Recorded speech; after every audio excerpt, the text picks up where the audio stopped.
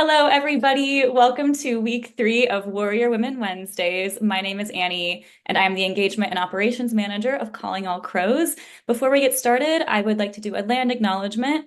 I'm coming to you from Chicago, Illinois, which is the ancestral lands of the Odawa, Ojibwe, and Potawatomi nations.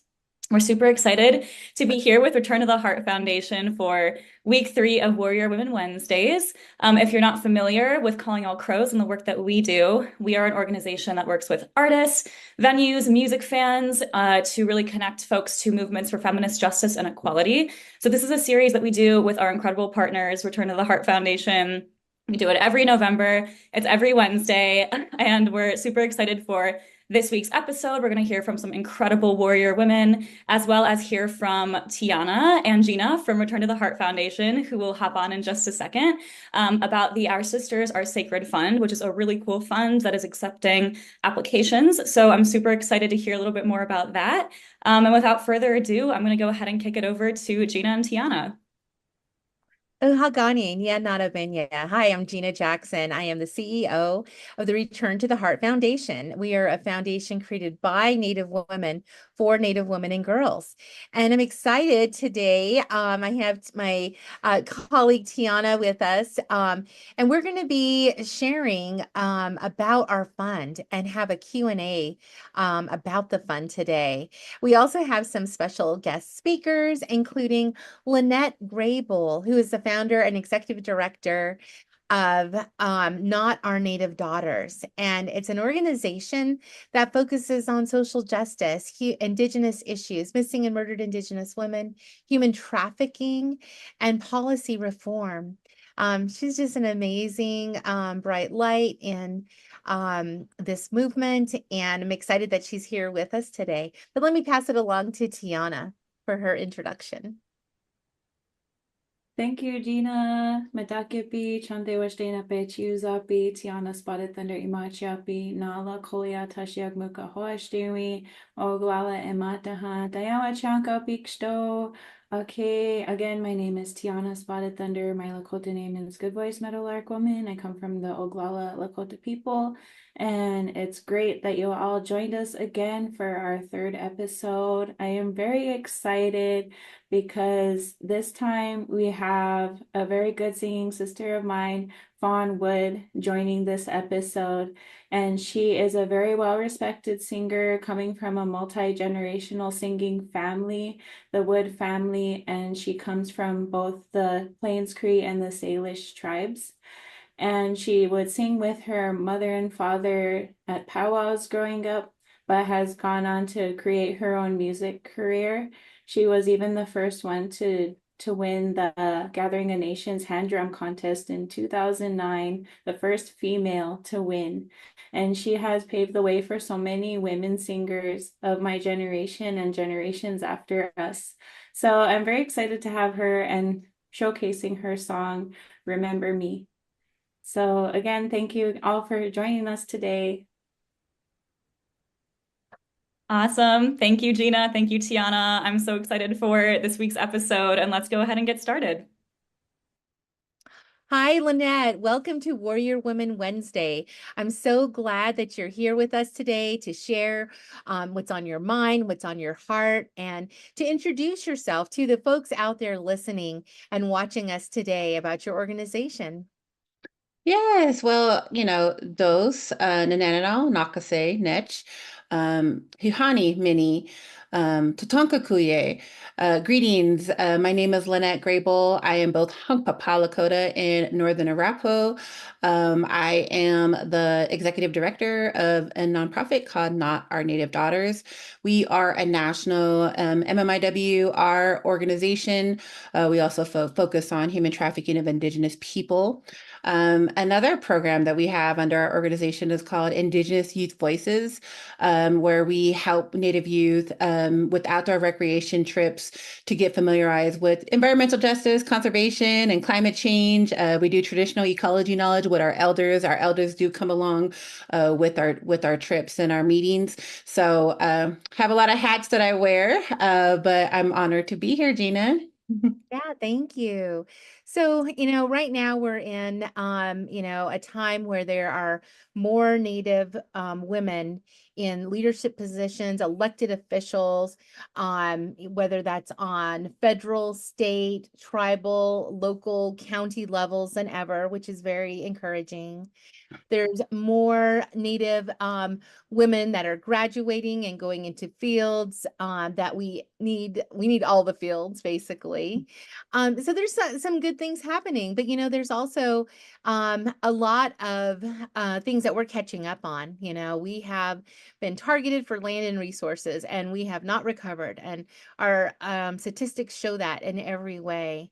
And I know that, you are a passionate voice. You are somebody who has put yourself out there and said, yes, I will do it. And I'm just wanting to know what's on your heart. Yeah, I think as Indigenous women leaders in this modern time, I feel like our load is heavy. I feel like as not only as leaders, but just as in the nonprofit sector, leadership sectors, and all the other areas where Native women have a presence. I feel like, we carry a lot because a lot of us, and like yourself, Gina, we are trailblazing a lot of the work that's ahead of us. I do believe that as Indigenous people, we are in a reclamation era, a time of healing, a time of reconciliation, of time of where we're talking about trauma and we're talking about the boarding school era and we're talking about, MMIW. We're talking about the things that are suffering and our pain. And I feel like because our youth in this time is able to hear these conversations that we have and hear, the education and the awareness that we disseminate about our trauma, Indigenous trauma, suffering that came from colonial impact. I feel like, in the future, it will not be as hard for Indigenous leaders, both male and female, but it's also our ancestral historical ties that the Native women are the one to carry the load. And I feel like along with my other Native women leaders that I partner and know very well, we all get pretty heavy in the work that we do. But it's also, I think it's very viable that we also seek out the support from other Indigenous women. When I see people like yourselves and other Indigenous women trailblazing, trying to make a difference, trying to undo the colonial impact, trying to work the systemic and oppressed systems that were not set up for us, I feel empowered because I know a win over there is also a win for me. And once we begin to understand that, we begin to know that lateral oppression and lateral violence has no place in this new era of reclamation that we're standing in. Mm. And that's why I adore you. I wish that we could come together, in a unified force, but it's been a tough time, but it's visionaries, like you and so many others who, really are lifting one another up. We are warriors. We have that in our DNA. Mhm. And even though sometimes we get tired and, it is a heavy load, I see a lot of hope. I see a lot of hope in our young people, and as the older I get, the longer arc I can see. And I can see like young people today and how we can raise them up into leadership into the places and spaces that are going to truly make a difference. And Absolutely. wait a little while. We can hold on tight because we know they're coming. So pretty excited about that. Anything else that you're really excited about that you want to share? I think a lot of us understood also that this work is not just a physical one. We're not just fighting oppression and colonialism and our indigenous right to be who we are and have our traditions and our ceremonial way of life. But I also believe that this fight is also a spiritual one. And I know that some of the oral passed down knowledge that's been provided to me through some of my ceremonial leaders and some of my family members members, they predicted this time that there would be a reclamation time. There would be a time of healing and a time of things that were stolen from us will be returned to us. I do believe we're embarking in that era. Just like you said, it's a time of hope. It's a time of healing. You see great things ahead. I agree with that. There are great things ahead of us.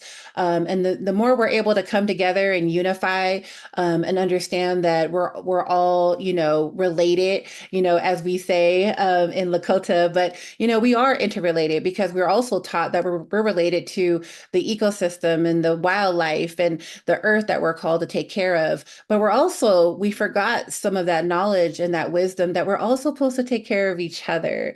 And I think that is so very important in this work. Anybody who is fighting for Indigenous justice, we must support each other. That is also healing, and that is also good medicine. And I feel like moving forward, we'll begin to tear down more barriers if we're able to stand together.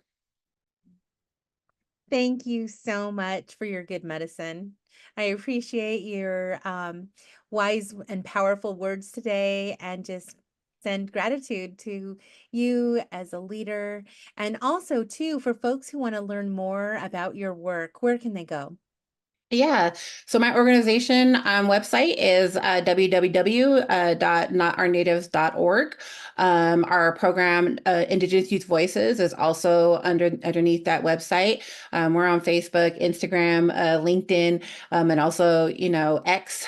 So feel free to follow us. We do disseminate a lot of the awareness and statistics campaign that we put on our social media so that we can help educate the audience and we begin to undo this colonial and historical impact that we're all trying to heal from. Thank you again. Thank you, Gina. Hematakiapi, Lamp Patukile, Iu Hachante, Washte, Nape Chiziapi. Imachiapi, Wakia Tuampi Io Yampawi. Imachiapi, Chante Makilawi. Imataha na Ochati Shakoi, Miniluzaha, na Chesapa Oyate Kihe. Good afternoon. I'd like to greet each and every one of you with a handshake from my heart. My name is Candi Brings Plenty, and my Lakota name is Bright Lightning Woman, and woman close to my heart. I'm coming to you from here in the Ocheti Shakoi territory in Rapid City, South Dakota, from the sacred Black Hills. And I just also want to continue to embrace the beauty of Warrior Womxn Wednesday. I identify as a queer, Indigenous, non-binary two-spirit, and I definitely do not conform to binary roles, and I intentionally reject the gender expectations, especially as a single parent to two amazing baby bears of mine. I definitely have learned a lot being a parent of two beautiful young Lakota Wians.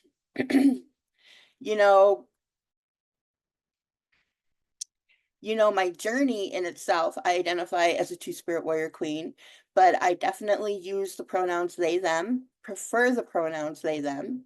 And I also use the pronouns she, her, hers because I honor and uphold my matriarchy roles in my Lakota spirituality, traditional ceremonies, and my role as a parent, as a sacred portal to the Star Nation, which is what all of us womb carriers have when it comes to being chosen by our children.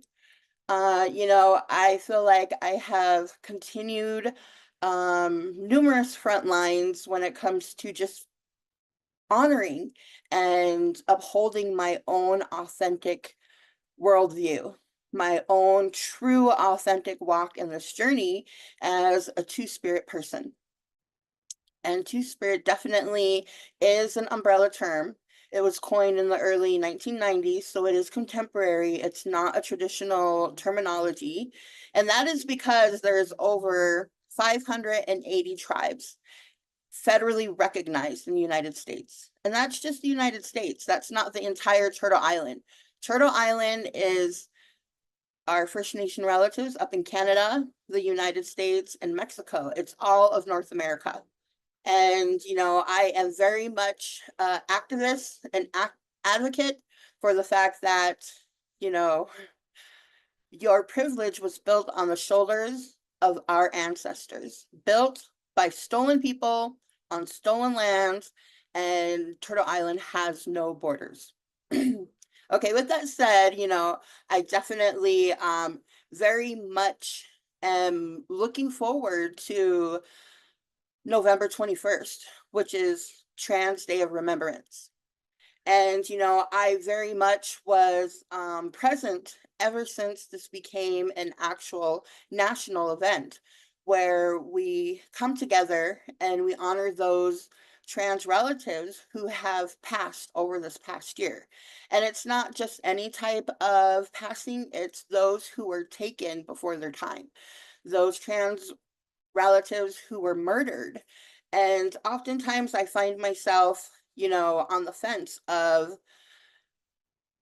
doing the work in a colonial sense on this day, because the intention was to bring awareness to the extreme amount of trans Black women who were being murdered and discarded, and their cases were being dismissed. And that very much resonates with me because we also have our missing and murdered Indigenous warriors. I like to say MMIW as missing and murdered Indigenous warriors to be gender neutral. I'm also very much an advocate of missing and murdered Indigenous relatives. But on a legislative level, we did a lot of work here in South Dakota, and we pushed it to be missing and murdered Indigenous people so that we can also humanize that we are people too. With that said, you know, I'm also like, wow, there is no statistics when it comes to missing and murdered Indigenous Two-Spirit people. And I myself am the founder and the executive director of the Two-Spirit Nation. And, you know, I very much am going to elevate the narrative this coming year as I am just living my best life, doing contract work, and being able to put my energy into the places where it is needed most. And so, you know, I have been working to create a narrative on a legislative level. Here in South Dakota, we mandated that anytime there's LGBTQ AI plus, that we write out the word Two-Spirit. So now every bill that goes through the South Dakota legislator, the legislators have to read, and also the constituents throughout South Dakota, when we read a bill that includes LGBTQ, now we say and Two-Spirit. And that is to bring awareness that all of these bills are being taken place on Indigenous land, and also to reclaim our place as Two-Spirit people, because even in our own LGBTQ rainbow community, we have been erased. There's a huge erasure when it comes to our LGBTQ plus community. And, you know, yes, Pride began with a protest at Stonewall. But however, us Two-Spirits have been here since before first contact. We have been celebrating and honoring and being honored by our Oyate, our sacred circles and relatives since before 1492. So I have a really hard time when it comes to Pride Month because it's very commercialized, very fueled on, you know, the dollars and the corporate greed. And also it's a month of erasure for Two-Spirit people. And so, you know, I do my best to elevate my work with the aspect of always including Two-Spirit people. And each of the board of directors that I'm on, any of the programs I'm working with, and anytime I'm consulting with folks in grant writing, I encourage them to decolonize that worldview we have of, you know, that learned behavior from the boarding school era. When we really think about it, Two-Spirit people were always part of our ceremonies, always part of our sacred hochokas. And it wasn't until the boarding school era where it was kill the Indian, save the man, where women warriors, women medicine people, women leaders were eradicated and removed. The same with Two Spirits. Two Spirits were also eradicated and removed to conquer and divide. And I feel like that's still the same tactic. That's definitely a war tactic. And to this day, the same goes back to missing and murdered Indigenous relatives, Indigenous people, Indigenous Two Spirits. Two Spirits are still not being seen. Our numbers are not being counted. And, a couple years ago, one of the Two Spirit relatives of mine was on the list of the Trans Day of Remembrance. And her name was AC Morrison. She's Oglala from my community. And, from then on out, I felt like, what about all the other Two Spirits? Because I know there was definitely a lot of other Two Spirits who should have been on that list. But, I'm really grateful always for being a part of Return the Hearts and to always being a representation of my Oyate and of the community, to create that space for those Two Spirits who are in front of me, who did the work so that I could be here, and for those who are behind me and those who are yet to come. And again, I am just really grateful that we are being recognized within this community of ours and beyond. And with that said, I was raised knowing that in each of our families, there is always a Two Spirit person, whether it's an auntie or uncle or a cousin, but that our sacred circles aren't complete because we are the bridge between the genders. We hold so much perspective beyond the binary. And that's why I myself definitely identify as a non-binary Two Spirit. The Return to the Heart Foundation is working to create a world where Indigenous women and girls are valued, protected, and supported, so Mother Earth can thrive for future generations. Now, as we do this, we are fighting for equality, for racial and gender justice. Some of these injustices that we continue to experience are horrific. So many Indigenous women, girls, and Two Spirit people are missing, have been trafficked, or have been murdered. And the MMIW G2S has been a silent crisis.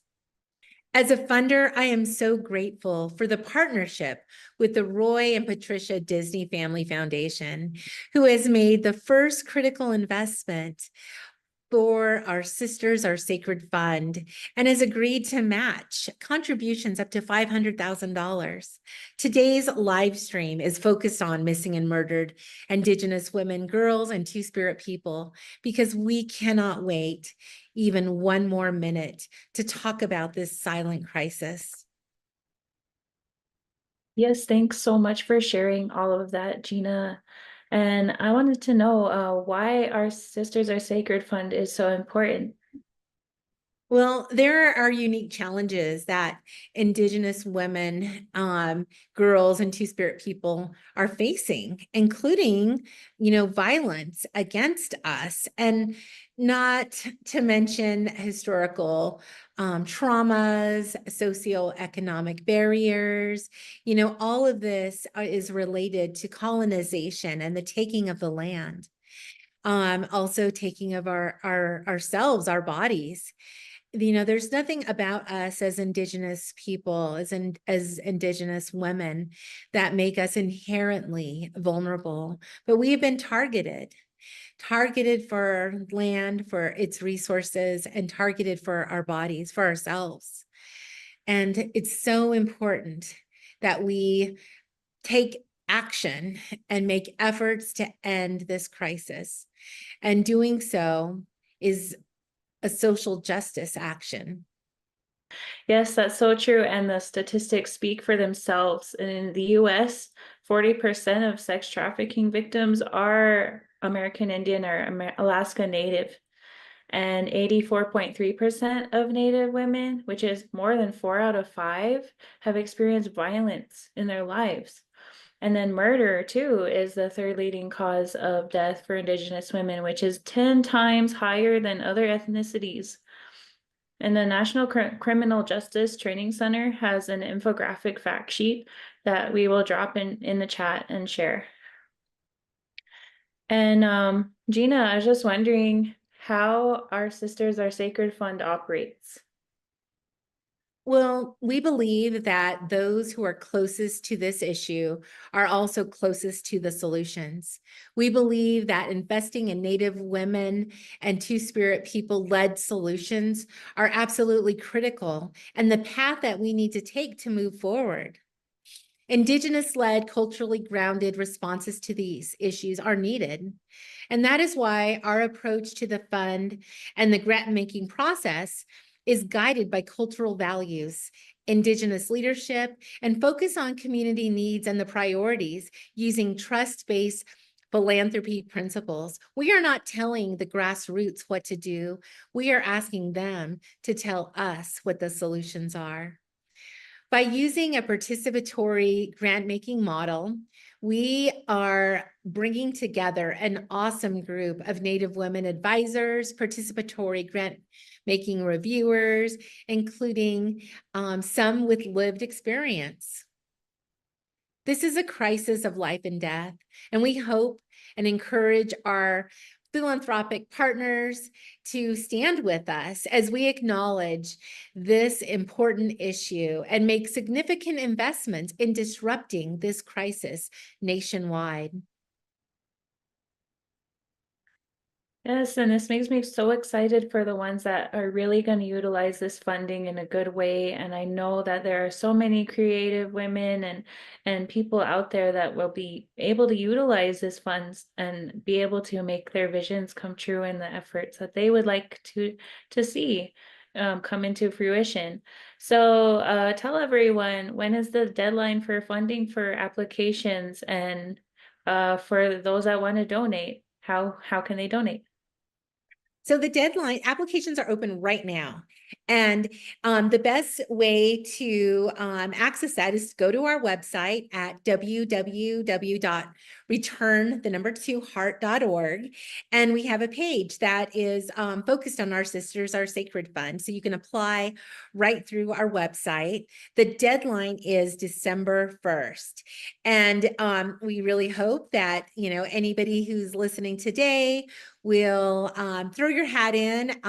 When you look at the application itself, we wrote it to be very loose because, again, we are not here to tell you what to do. We are here to listen and to support the solutions that you have as an Indigenous women-led organization or Two-Spirit led to be gender expansive organization. We want to hear your solutions. And for folks who are listening today who would like to donate, we have two ways you can donate. Also on the same webpage, if you scroll to the bottom, it'll say donate, and it'll take you to our Act Blue page. And we are matching dollar for dollar up to $500,000. And so we're excited for, individuals who, just have compassion in their hearts and really want to make a difference. Please join us and stand with us as we're trying to grow this fund. If you are a funder and you want to donate, contact us directly. You can contact me, or you can use our contact us at Return to the Heart email, and we can work with you and give you our EIN number. That we are fiscally sponsored by Movement Strategy Center, so we can give you all of that information for a larger donation, which is tax deductible.